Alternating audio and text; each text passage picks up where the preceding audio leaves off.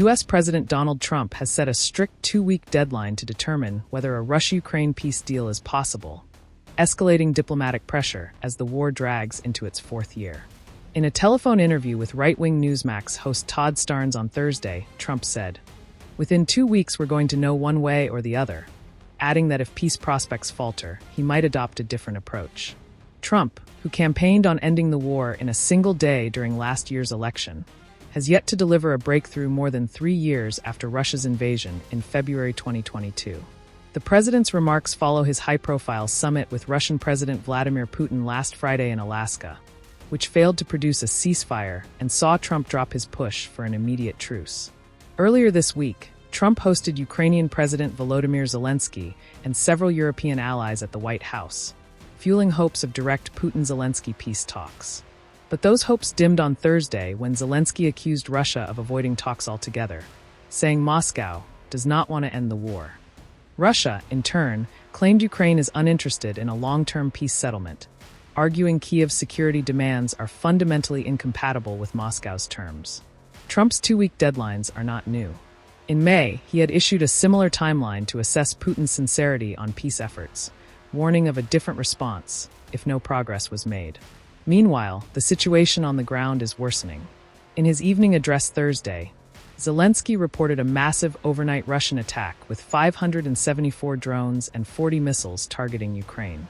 While Ukrainian defenses intercepted many of these, some missiles hit civilian infrastructure, including an American-owned household appliance factory in Mukachevo. Zelensky called it a deliberate attack on U.S. investment.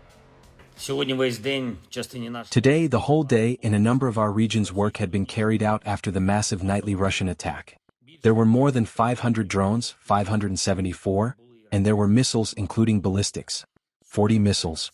A large portion of all of that were intercepted by our warriors, and it is notable that we do have such an ability and we have the required means to do it. More than 30 missiles we brought down, and dozens of Shahid drones were destroyed by our interceptors.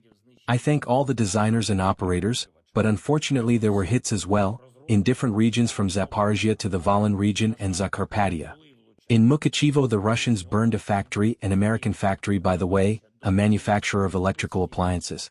And those were household appliances, nothing military. The Russians knew perfectly well where they were aiming.